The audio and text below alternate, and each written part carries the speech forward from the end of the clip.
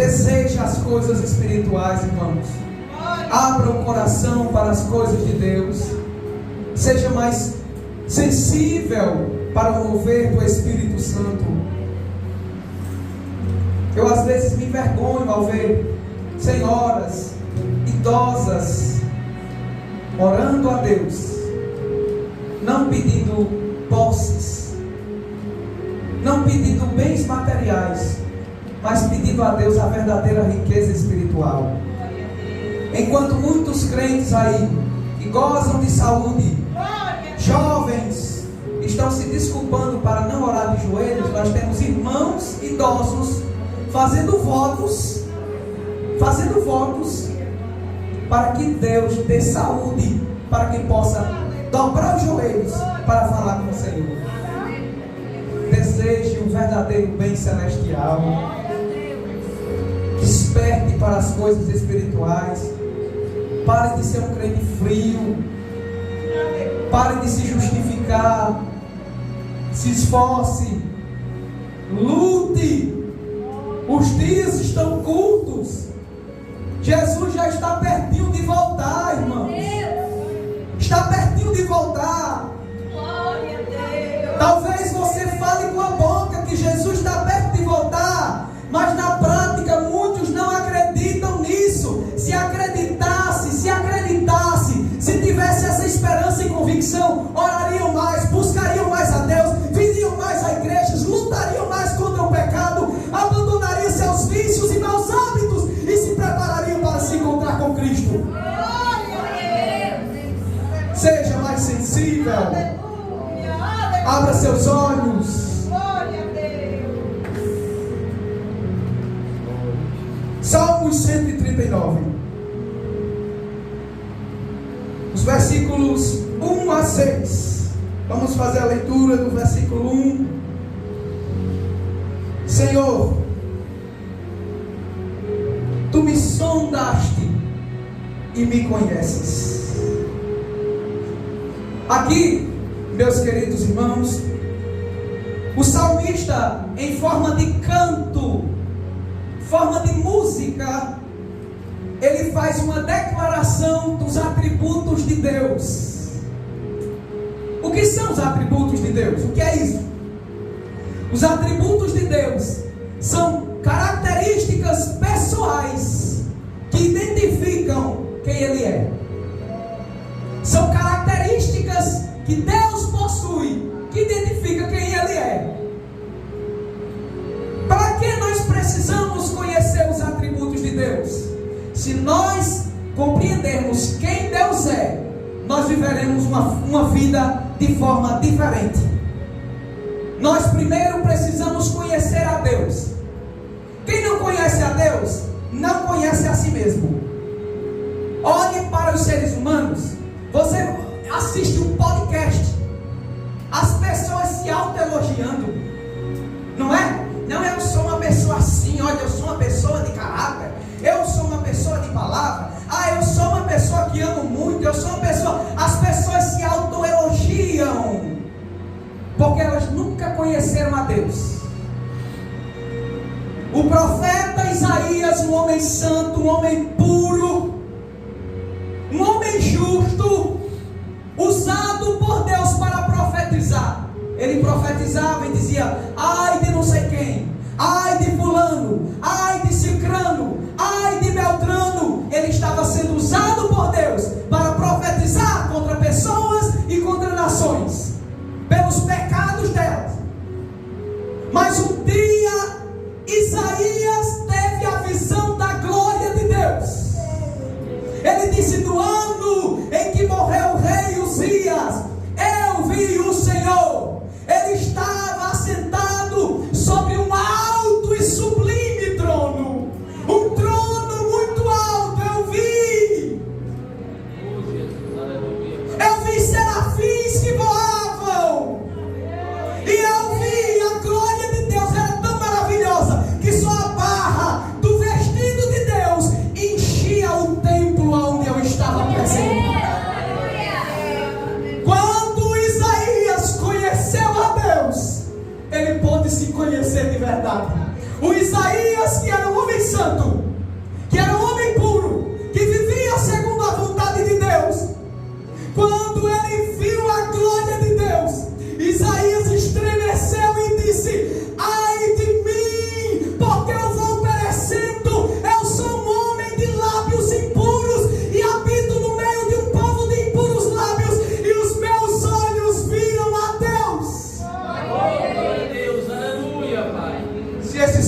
convidados que fazem seus podcasts, que tanto se autoelogiam, pudessem ver a glória de Deus, eles não diriam deles o que eles tanto falam. Eles não se elogiariam dessa forma. Se você conhecer quem Deus é, quem o seu Deus é, você viverá uma vida diferente. Diante das circunstâncias de sua vida, você viverá de forma diferente. No seu trabalho, se você conhecer a Deus, você viverá de forma diferente. Na sua igreja, se você conhece de verdade a Deus, você vai ser um crente diferente. Você precisa conhecê-lo. Então, os atributos de Deus são características pessoais que identificam quem Ele é. Alguns dos atributos de Deus, eles são chamados de atributos comunicáveis. O que é isso? São atributos que Deus compartilha com os seres humanos, para que eles sejam participantes da sua natureza, do seu caráter. Por exemplo, a justiça, a santidade, o amor, a paciência, são atributos que Deus tem, mas Ele também compartilha com os seres humanos. Os crentes são justos, são santos, são amorosos, são pacientes. Está faltando muito paciência, né, irmão? Está faltando muito paciência, não é? Precisamos conhecer cada vez mais o nosso Deus, para que isso aumente. O amor, a paciência. Paciência é uma das coisas que eu mais luto na minha vida. Me dá paciência, Senhor, me dá paciência. Me molde, compartilha desse caráter, do teu caráter comigo, do teu atributo, porque eu quero ser mais paciente. Eu quero ser mais paciente. No entanto, irmãos, o salmista aqui, ele se dedica a falar de 3 atributos incomunicáveis.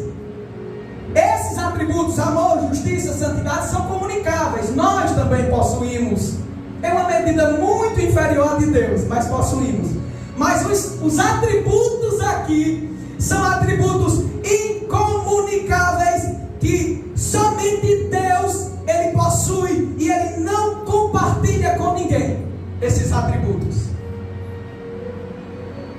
No versículo 1 do Salmo 139, o salmista diz: Senhor, Tu me sondaste e me conhece. O primeiro atributo aqui mencionado, irmãos, mencionado pelo salmista, é o atributo da onisciência. Onisciência. O que significa isso, onisciência? Significa que Deus conhece todas as coisas. Nós não conhecemos todas as coisas. Eu não posso conhecer aquilo que eu quero. Eu não posso conhecer o meu futuro. Não posso conhecer o futuro da irmã. Deus não compartilha isso comigo. Eu não possuo desse atributo. Eu posso lutar para ser santo. Isso Deus compartilha. Justo, amoroso. Mas onisciente eu não sou. Nem um pouquinho. Eu não sou onisciente. Deus não me concede onisciência. Deus pode me dar informações que eu não conhecia, mas Ele não me dá essa capacidade de conhecer por mim mesmo. A onisciência significa que Deus conhece todas as coisas e não há nada que Ele não saiba. O homem, com todo o seu conhecimento, irmãos, com os avanços tecnológicos e científicos, eles não conseguem alcançar o conhecimento de Deus. Veja no versículo 6 o que o salmista vai dizer. Ele diz assim, olha, Salmo 139, versículo 6, tal conhecimento, está dizendo o conhecimento de Deus, é para mim maravilhosíssimo. Nossa, que conhecimento! Isso é algo maravilhoso. Ele disse, é tão alto o conhecimento de Deus, que eu não posso atingir. Eu não consigo alcançar o conhecimento de Deus. Meu conhecimento é limitado. Eu não entendo muitas coisas. Eu não entendo coisas que acontecem na minha vida. Eu não entendo acontecimentos, coisas que acontecem com minha família.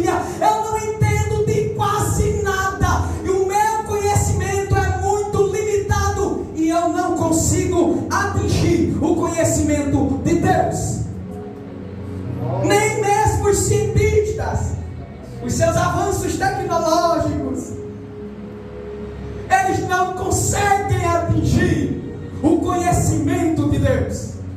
Os cientistas, irmãos, eles não conseguem nem saber a quantidade exata de estrelas que tem na nossa galáxia. Na nossa galáxia, a Via Láctea, eles não sabem.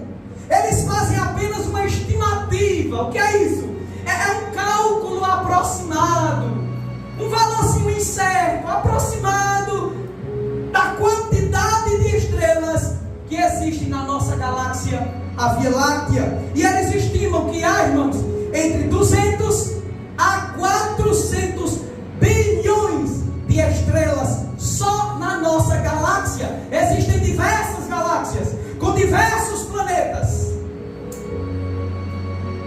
E só na nossa, eles dizem, nós não sabemos a quantidade exata. Podemos estimar um valor, uma quantidadezinha assim, de 200 a 400 bilhões de estrelas, mas nós não sabemos o número exato. Mas o nosso Deus sabe. O nosso Deus sabe. Salmos 147 e o versículo 4. Olha o que o salmista vai dizer. Olha o conhecimento de Deus. A Bíblia diz que Deus conta o número das estrelas e chama todas elas pelos seus nomes. Deus não só sabe o número exato de estrelas, como também Ele sabe o nome exato de cada uma delas.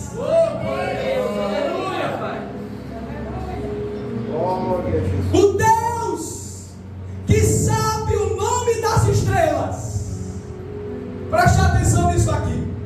O Deus que sabe o nome exato de cada uma dessas estrelas, desses 200 a 400 bilhões, e há muito mais do que isso. O Deus que conhece o nome exato e o número de cada uma delas, Ele também sabe o teu nome. Ele sabe o seu nome. Ele conhece você, e você não foi esquecido por Deus.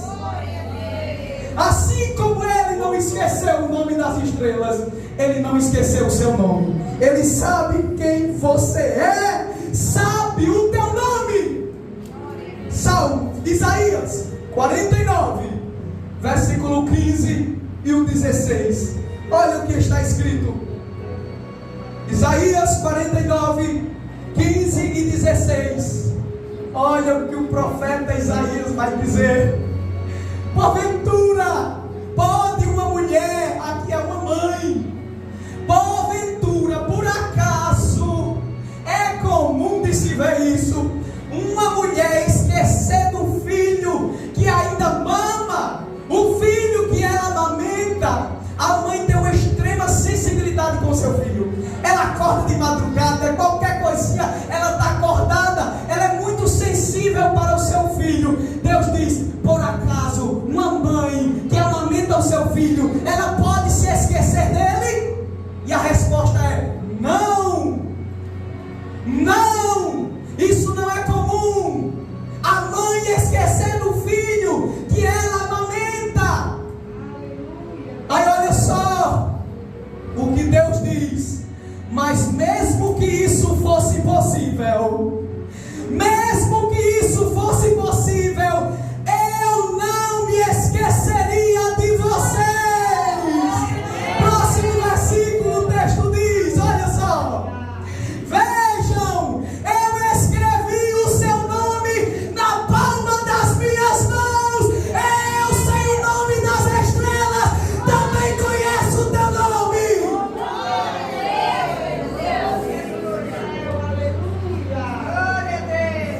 Aleluia!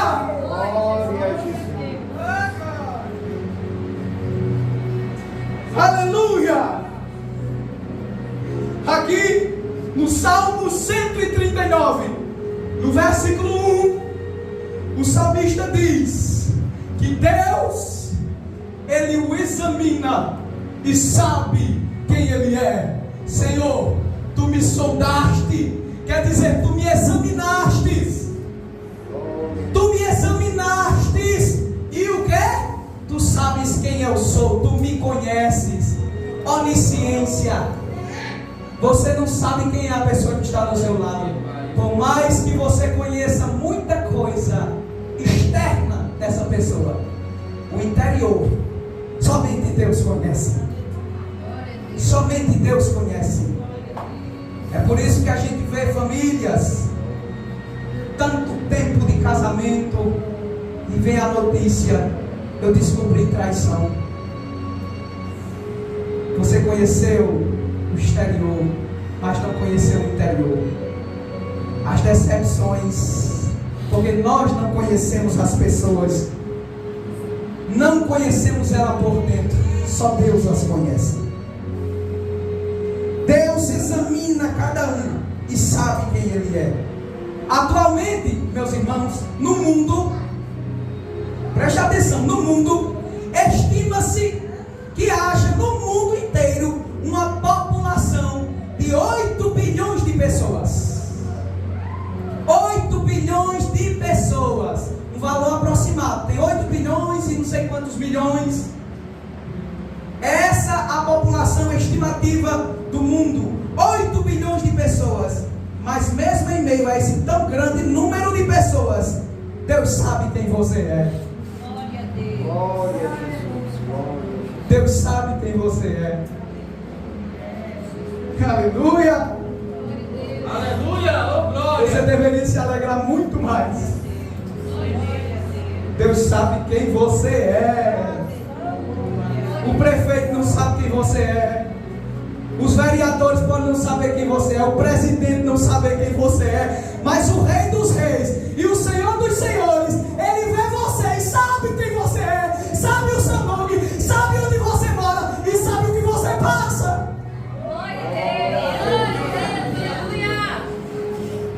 Ele sabe. E tem uma coisa, irmão. O Deus que sabe quem você é, não tem como Ele deixar de saber quem é você, não. Não tem plástica, não tem maquiagem, não tem disfarce que faça Deus não saber quem você é. 1 Reis, capítulo 14, versículo 1 a 6. Olha só. 1 Reis, capítulo 14, do versículo 1 a 6. Olha aqui a prova de que Deus sabe. Naquele tempo, adoeceu Abias, filho de Jeroboão. Jeroboão foi aquele que substituiu, na verdade, o que foi rival do filho de Salomão, Roboão. Roboão não seguiu o caminho do seu pai. E aí Deus disse assim: eu vou levantar outra pessoa. Vou levantar outra pessoa. Jeroboão.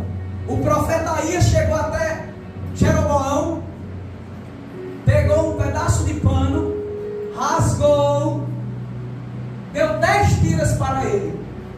Pega essas 10 tiras, Jeroboão. O que significa isso? Você vai reinar sobre as 10 tribos de Israel. Somente 2 vai ficar com Roboão. Ele vai reinar só sobre 2 tribos. Mas essas 10 tribos você vai reinar. O que foi que Jeroboão fez? O que era mal aos olhos do Senhor. Com medo, porque todo ano em Jerusalém, no reinado de Roboão, todos os israelitas tinham que ir para Jerusalém para adorar a Deus. Aí Jeroboão disse: fala, e agora?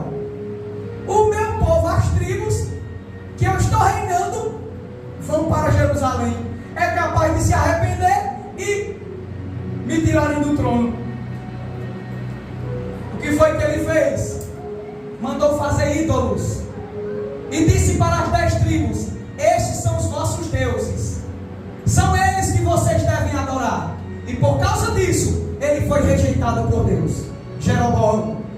Aí olha só o que aconteceu. Naquele tempo, adoeceu Abias, o filho dele, o sucessor dele ao trono.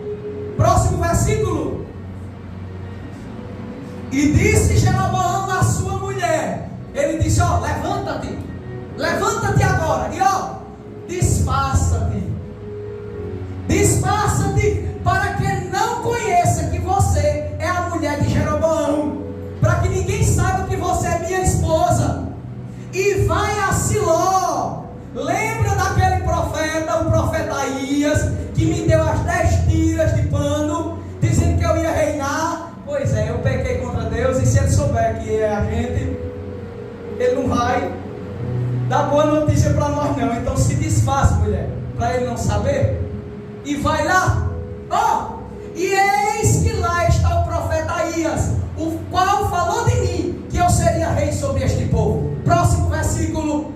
E leva contigo 10 pães, ao sustento dos profetas, leva contigo 10 pães e bolos e uma botija de mel, e vai até ele, e ele te declarará o que há de suceder a este menino. Vai falar sobre o nosso filho, não diga que ele é meu filho, que ele é o teu, desfaça de outra pessoa, e faz ele dizer alguma coisa lá, alguma coisa, alguma palavra de bênção, alguma palavra de cura para o nosso filho, para que ele seja sarado. Próximo versículo. E a mulher de Jeroboão assim fez, e se levantou, e foi a Siló, e entrou na casa do profeta Aías, e já Aías, não podia ver, era cego, porque os seus olhos estavam já escurecidos, e por causa da sua velhice. O profeta era velho e era cego. Se a mulher chegasse disfarçada, ele nem ia saber quem era. Vamos enganar o profeta. O profeta não sabe quem você é, não. Verdade, mas Deus sabe. O Deus onisciente sabe. Próximo versículo, olha só.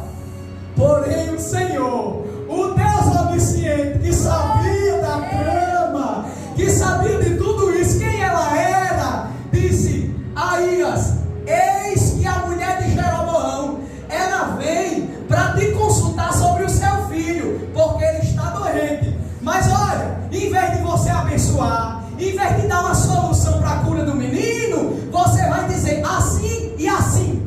É assim e assim que você vai falar, porque há de ser que entrando ela vai fingir ser outra pessoa, para que você não saiba. Próximo versículo, olha o Deus onisciente. E sucedeu que, ouvindo Aías o ruído dos seus pés entrando pela porta, disse-lhe ele: entra, mulher de Jeroboão, porque tu te disfarças assim? Aleluia! Glória a Deus! Glória a Deus! Aleluia! Por que tu estás disfarçada? Maquiagem e plástica não disfarça quem você é. Deus conhece você.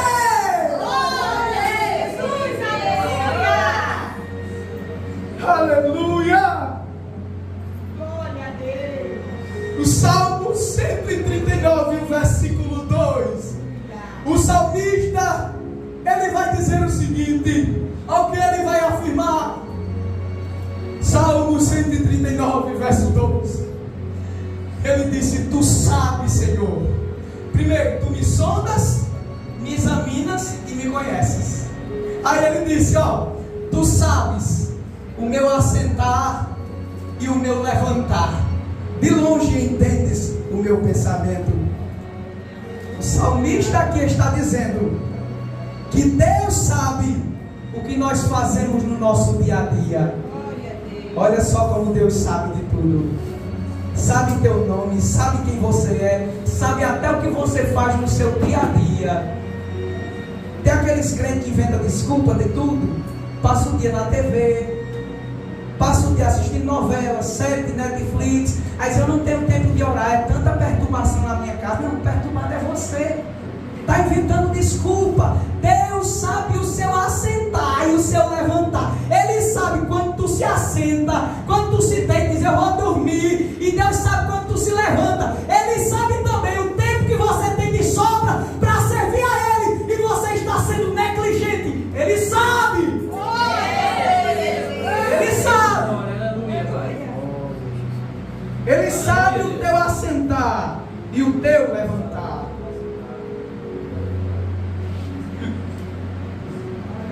Ele sabe, irmãos, o que as pessoas fazem quando se levantam, seus trabalhos do dia a dia. Ele sabe dos crimes ocultos, ele sabe dos projetos malignos que os ímpios estão tramando. Deus sabe de tudo isso. Ele sabe de todas essas coisas. Lá em 2 Reis, você vai ver um exemplo do rei da Síria. O rei da Síria fez guerra contra Israel. E o rei da Síria fazia seus projetos no quarto, em oculto, em secreto. Mas o Deus que vê você se assentando ou se deitando para dormir, se levantando, Ele sabe também o que você planeja no quarto. Sabe o que você faz lá. Ele sabe. Aí o rei da Síria fazendo os projetos. Rapaz, eu vou atacar o rei dessa forma, o rei de Israel. Vamos armar uma emboscada. Tal dia, tal hora, tal lugar. Vamos armar um acampamento lá. Aí o Deus onisciente, que sabe de tudo, chegava no profeta Eliseu e diga: Eliseu, vá lá no rei de Israel e diga: ó, não passe por tal lugar não, porque o rei da Síria vai para lá. O rei da Síria vai para lá. E o texto bíblico diz que não foi nenhuma, nem 2 vezes, nem 3 vezes. Foi muitas vezes que ele fazia projetos. Aí o rei da Síria disse: não, não pode ser uma coisa dessa. Não pode ser. Reuniu seus homens e diz: tem um traidor entre nós. Vocês não vão confessar não quem é o traidor? Ele disse: não, não tem traidor não. Tem um profeta em Israel e o Deus onisciente que revela o que o Senhor está planejando lá no quarto. Ele sabe.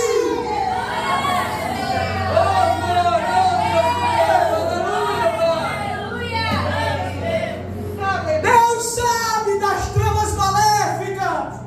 Sabe das tramas maléficas dos homens ímpios. Sabe dos planos do diabo que são levantados contra nós. Mas Ele é Deus que avisa e protege os seus servos. O Deus onisciente sabe dessas tramas e Ele dá proteção para nós. Aleluia! Ananias e Safira, no capítulo 5, do versículo 1 até o 9. Eita, Deus maravilhoso! Ananias e Safira, sabe quem era? 2 crentes. 2 crentes. Estava vendo todo mundo ajudando, doando. Eles disseram: mulher, vamos fazer um negócio. Vamos fazer um negócio. Para todo mundo olhar assim: eita, nós somos santos, viu? Ó. Vamos fazer o seguinte. Olha aí, ó. 5:1. Mas um certo homem chamado Ananias, com Safira, a sua mulher, olha o que eles fizeram: vendeu uma propriedade. Próximo versículo. E reteve parte do preço. Ó, venderam uma propriedade, disseram assim: vamos ajudar, né? Mas assim, o povo vê, acha que nós somos santarrão, nós somos aqueles crentes que gostam de ajudar mesmo. Vamos chamar a atenção. Vamos fazer o seguinte: vamos pegar esse dinheiro da propriedade, vamos tirar uma partezinha para nós, vamos pegar o resto, vamos doar e vamos dizer que a gente deu tudo. Vamos dizer que a gente deu tudo. Vamos fazer isso? Isso me lembra muito da ostentação dos cristãos hoje em dia. Um monte de crente carnal querendo demonstrar santidade com profecia, marcha na igreja, um monte de papagaiada, mas não tem santidade, não tem caráter, tentando enganar as pessoas com grito, com línguas estranhas, com marcha, e não tem vida santa. Está fazendo o papel de Ananias e Safira, tentando enganar o povo de Deus. Aí eles disseram: vamos fazer isso, ó. E ele reteve parte do preço, sabendo também a sua mulher, e levando uma parte, depositou aos pés dos apóstolos. Foi ele primeiro. Olha o próximo versículo que aconteceu, ó. Disse então Pedro, que não sabia de nada, mas o Deus onisciente sabia e revelou. O Deus onisciente. Então disse Pedro: Ananias, por que foi que Satanás encheu o teu coração que você mentisse ao Espírito Santo. Eles mentiram para quem? Mas a intenção deles era mentir para quem? Para a igreja. Era mentir para os apóstolos, era mentir para a igreja, era fingir que era crente, que era pentecostal, que era espiritual. Era mentir. Eles queriam mentir à igreja. Viu? A hipocrisia não é um pecado contra a igreja, é um pecado contra o Espírito Santo. Tu mentisses ao Espírito Santo. Por que foi que Satanás encheu teu coração para tu mentir para o Espírito Santo? E tu retivesses parte do preço da herdade? Olha o que Pedro diz, próximo versículo. Guardando ela, não ficava para ti? Não era tu, meu filho. Tu não podia guardar e ficar para você? Não precisava dar, não. Não ficava para ti. E vendida, não estava no teu poder? Porque formastes esse desígnio em teu coração? Porque planejastes isto? Pedro diz: tu não mentistes aos homens, mas mentistes para Deus. Olha o resultado, próximo versículo. E Ananias, ouvindo estas palavras, caiu e morreu. E um grande temor veio sobre todos os que isto ouviram. Próximo versículo. Tempos depois, chega a mulher bem alegre, bem feliz. Paz do Senhor, meus irmãos.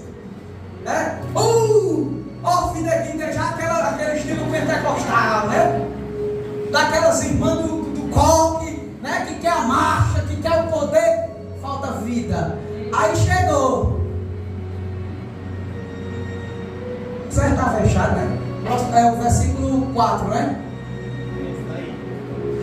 E passando um espaço de quase 3 horas, entrou a sua mulher e ela não sabia de nada. Coitado, morreu. Próximo versículo, olha o que aconteceu. E disse-lhe Pedro: vem cá, Safira. Paz do Senhor, apóstolo do Senhor.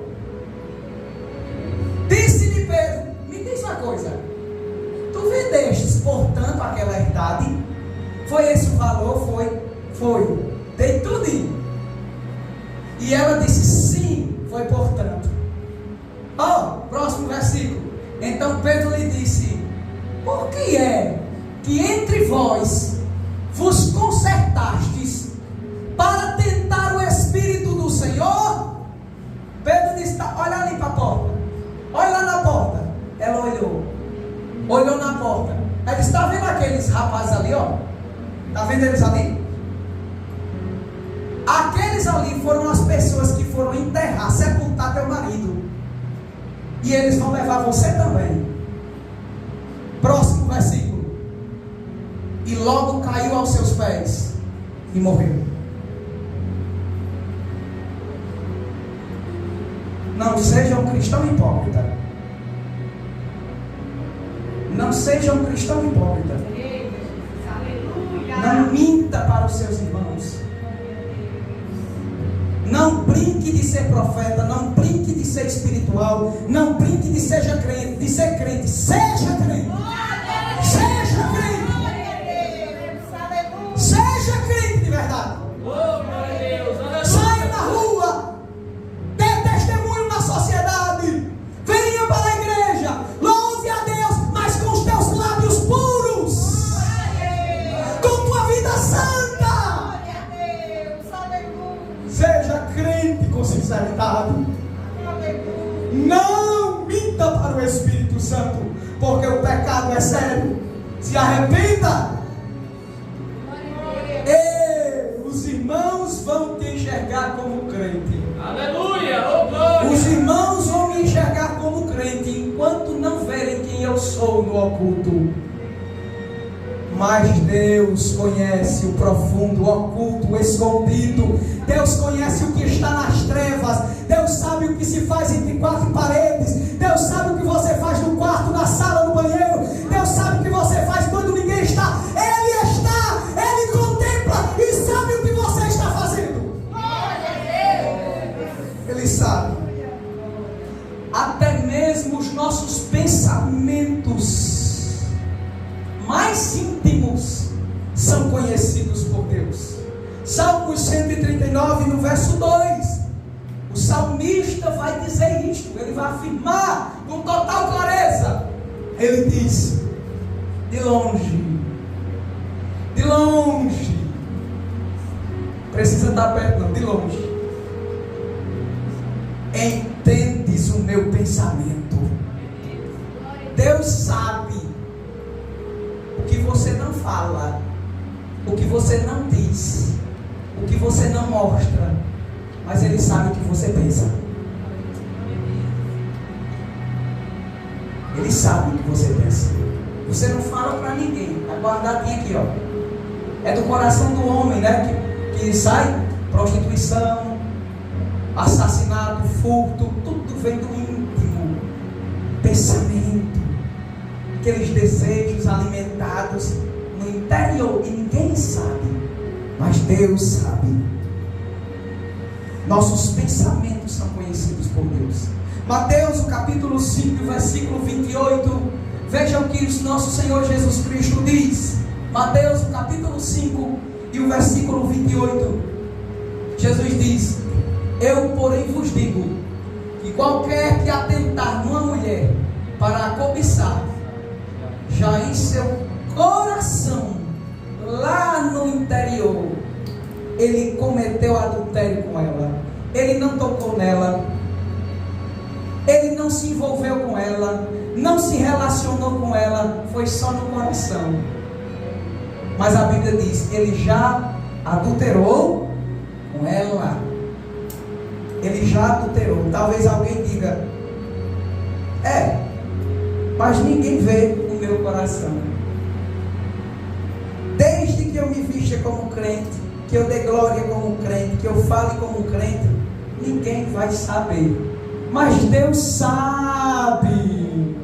Deus sabe. E é isso que deve fazer você tremer do pé à cabeça. É que Deus sabe. Glória a Deus. Glória a Deus. Deus sabe. 1 Samuel, capítulo 16 e o versículo 7. Samuel olhava para os filhos de Jessé e dizia assim: meu Deus, que homens arrãos, que cada musculoso, esse aí vai ser um guerreiro, é esse aí que vai ser o rei. Deus diz: não é esse, não é esse, não é esse. E Samuel ainda sem entender, só olhando para a aparência. Deus disse: deixa eu mandar uma real aqui para tu, Samuel. Deixa eu mandar uma real aqui para tu entender. O Senhor disse a Samuel: para de olhar para a aparência, rapaz. Para de estar olhando para quem é forte, para quem é bonito, quem parece ser guerreiro, quem parece ser inteligente. Não atente para a aparência, nem para a grandeza da sua estatura, porque eu rejeitei esses daí. Porque o Senhor não vê como vê o homem vê o que está diante dos olhos. Eu, porém, vejo para o coração. Eu sei do que está passando lá dentro. São rejeitados. Eu rejeitei eles porque eles têm aparência, têm força, têm formosura, têm aspecto de rei, mas não têm coração puro diante de mim. Eu sei. Apocalipse, o capítulo 2.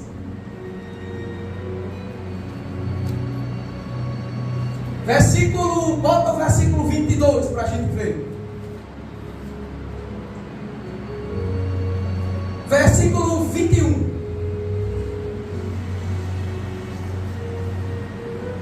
Versículo 21. Apocalipse 2, 21.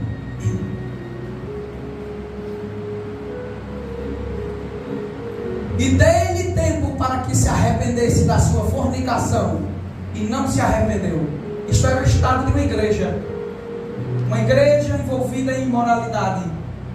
Olha o que Deus vai dizer, próximo versículo. Eis que a porei numa cama da mulher Jezabel, uma mulher que se dizia profetisa, dentro da igreja levando as pessoas a segui-la e aos seus ensinos falsos. Eis que a porém numa cama, e sobre os que adulteram com ela virá grande tribulação, se não se arrependerem das suas obras. Falando para uma igreja. Próximo versículo. Olha, se não se arrepender, é algo que tem que começar no interior, o arrependimento.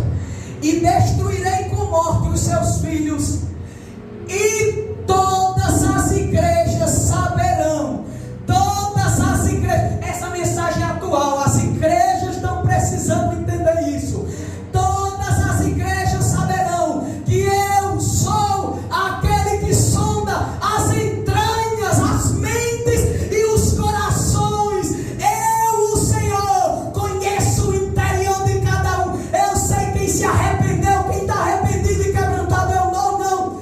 Eu sondo as entranhas, o interior e o coração, e darei a cada um de vós segundo as vossas obras. As igrejas saberão que Deus sonda os corações. Aleluia, glória. As igrejas saberão que Deus sonda os corações.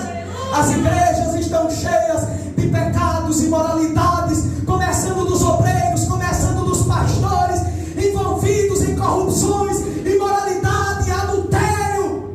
Estão envolvidos em todo tipo de imundícia. Os cristãos da mesma forma, tendo oportunidade, cantando com vida suja, o pecado, os escândalos. Mas Deus está dizendo: as igrejas vão saber que eu olho e sondo os corações. Eu conheço aqueles que são meus. Eu conheço os meus. Eu sei quem me pertence e quem não me pertence. Está tudo misturado. É joio no meio do trigo, mas eu sei quem é trigo. Eu olho para o coração. Eu não estou olhando para quem se veste como crente, fala como crente, dá glória como crente. Eu sei no interior quem realmente é crente.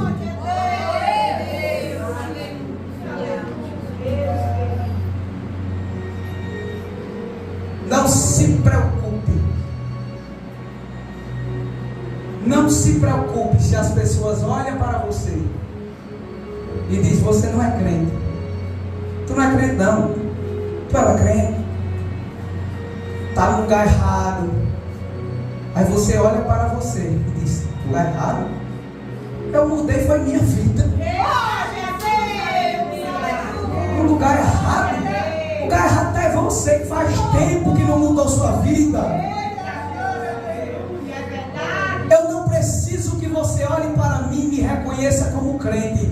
Eu preciso que naquele grande dia ele olhe para mim e diga: eu te conheço. Vinde, benditos do meu Pai, possuí por herança o reino que vos está preparado desde a fundação do mundo. Eu preciso que ele me conheça. Que ele me conheça. Aleluia. O Deus que sabe os nossos pensamentos. Preste atenção. Olha aqui para você. O Deus que sabe os nossos pensamentos, Ele também sabe as nossas preocupações. Viu? Não é só para a área ruim não, para o pecado não. Você é filho dele. O Deus que sabe os teus pensamentos pecaminosos, Ele também sabe teus pensamentos de preocupação. Preocupação com sua vida, o que será agora de mim? E agora o que vai ser? Mateus, capítulo 6, versículo 31 a 33. Mateus capítulo 6, 31 a 33. Jesus disse: não andeis, pois, inquietos, dizendo, as preocupações, os pensamentos de preocupação, dizendo: o que é que eu vou comer? O que é que eu vou beber? a situação que eu estou, e agora? Jesus disse: não ande inquieto, preocupado com isso, perguntando o que vai comer, o que vai beber, ou o que vai vestir. Não se preocupe. Próximo versículo, Jesus disse: porque todas estas coisas os gentios procuram. Os ímpios se preocupam com o que vai comer, se preocupam com o que vai vestir, se preocupam com um carro bom, uma casa boa, se preocupam com luxo, com ostentação, com um carrão, se preocupa com um aparelho de som, um paredão. Ele se preocupa com isso. Essa é a preocupação do ímpio. Jesus disse: não é a de vocês não. Não andem com esses pensamentos de dúvidas, perguntando o que vai acontecer. Olha o que Jesus disse: de certo, o vosso Pai Celestial, Ele sabe os pensamentos de vocês, Ele sabe as necessidades, Ele bem sabe o que vocês precisam de todas essas coisas. Será que Deus vai ficar olhando e vai deixar isso? Não. Deus sabe que você precisa dessas coisas. Próximo versículo: mas buscai primeiro o reino de Deus e a sua justiça, e o Deus que sabe do que você precisa acrescentará todas essas coisas. Oh, Deus, aleluia, Pai. Está com preocupação? Glória a Deus. Está preocupado com o quê, irmão?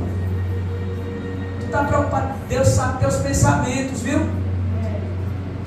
Presta atenção no que Deus está falando aqui. Ele sabe teus pensamentos. Para de pensar nessas coisas.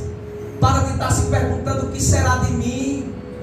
O que será de mim? O que será de mim? O que será de mim? O que será de mim sem essas coisas? O que será de mim sem o dinheiro, sem o alimento? O que será de mim sem o meu parente? O que será de mim sem meu esposo, sem minha esposa? O que será de você sem Jesus? Busca Jesus Cristo, busca primeiro o reino de Deus. Ele não te deixará, nem te desamparará. Ele está com você, vai cuidar, vai suprir, vai proteger, vai te consolar. Oh, glória. Não fique inquieto, nem preocupado. Deus sabe o que você precisa e Ele cuidará de ti. Os homens podem até esquecer de você, deixar você, mas nunca te faltará o auxílio de Deus. O apóstolo Paulo, eu acho que na Epístola aos Filipenses, preso. Irmãos, imagine você preso, irmãos, injustamente, e está aguardando o dia da sua defesa, quando você vai comparecer diante do juiz. Você desejaria muito que os seus apoiadores, seus irmãos estivessem lá. Não é verdade? Sua família lhe dando apoio. Não era? Você não esperaria isso? Você se sentiria até mais confortável. Paulo foi na primeira defesa, diante do juiz, olhou para um lado, olhou para o outro, e ele escreveu a sua epístola dizendo: ninguém compareceu na minha primeira defesa, eu estava lá sozinho, não apareceu um irmão para me consolar, ninguém compareceu na minha primeira defesa. Aí Paulo disse: mas Deus estava lá e Ele me fortaleceu. As pessoas podem esquecer você, mas o auxílio de Deus, a sua presença não faltará na tua vida. Priorize a busca por Deus, pelo seu reino, pela sua justiça, e nas demais coisas não se preocupe, Deus tomará conta de você. Mateus, o capítulo 6 e o versículo 8, para a gente finalizar. Mateus capítulo 6 e o versículo 8. Jesus disse: não vos assemelheis, pois, a eles, porque o vosso Pai sabe o que vos é necessário antes de você falar, antes de você pedir. A onisciência de Deus. Deus sabe o que você precisa antes de você pedir. A gente pede, irmão, mas não é para lembrar Deus, não. Não é por causa disso, não. Deus já sabe que tu precisa. Mas por quê? Então, para que a gente pede? Mas tu é bonitinho, né? Tu quer ficar sentadinho e Jesus te ajeita, né? Tu precisa disso, né? Como um bebezinho, tão mingauzinho, deu a hora. Não. Deus quer exercitar sua fé. Ele é uma pessoa de verdade. Deus é uma pessoa de verdade. Ele quer que você fale com Ele. Ele quer que você saiba que Ele é seu Pai. Quer que você saiba que Ele é seu amigo. Ele quer que você converse e apresente as suas dificuldades. Para quando chegar no momento difícil, tu está aí, querendo morrer, querendo se acabar. Eu vou morrer. Senhor, tira a minha vida porque é melhor. Não. Aí Deus disse: eu sei o que você precisa. Fale comigo. Fale comigo. Eu sei o que você precisa, mas eu quero que você fale comigo, para você entender que você é meu filho, e que quando você pede segundo a minha vontade, eu te respondo. Eu te respondo. Eu te respondo. Eu te respondo. Está reclamando? Fala com Deus. Pede perdão por reclamar. Apresenta a Ele teu problema. Ele te responderá. Ele responderá. Filipenses, o capítulo 4, o versículo 6. Olha, mesmo Deus sabendo o que você precisa, Ele quer que você ainda converse com Ele. Não estejais inquietos por coisa alguma. Você sabe o que é coisa alguma? Você sabe o que significa isso? Coisa alguma é coisa alguma mesmo. Doenças, tristezas, percas, coisa alguma. O texto diz: não fique inquieto, ansioso, preocupado, depressivo, por coisa alguma. Antes, as vossas petições sejam em tudo conhecidas diante de Deus pela oração. Espera aí, mas Deus só vai conhecer quando eu orar? Não, Deus já sabe. Mas aqui o texto está falando de você tornar conhecido por Deus através da oração. Deus quer que você fale para Ele. Ele já sabe, mas Ele quer que você fale. Ele quer que você entenda isso. Tem crente intrigado de Deus já faz anos. De vez em quando parece que Jesus tem que dar uma rasteira para ele levar uma queda e orar para Jesus. Senhor, tira essa dor. Senhor, ajude nisso. Senhor, só ora assim. Já está intrigado de Jesus. Há muito tempo que não fala, que não ora. Aí o texto bíblico diz: Deus quer que você fale com Ele através da oração e súplicas com gratidão. Senhor, eu estou com um problema aqui, Senhor. O problema é muito grande. Está tentando me atingir, mas o Senhor disse que eu não devo ficar ansioso.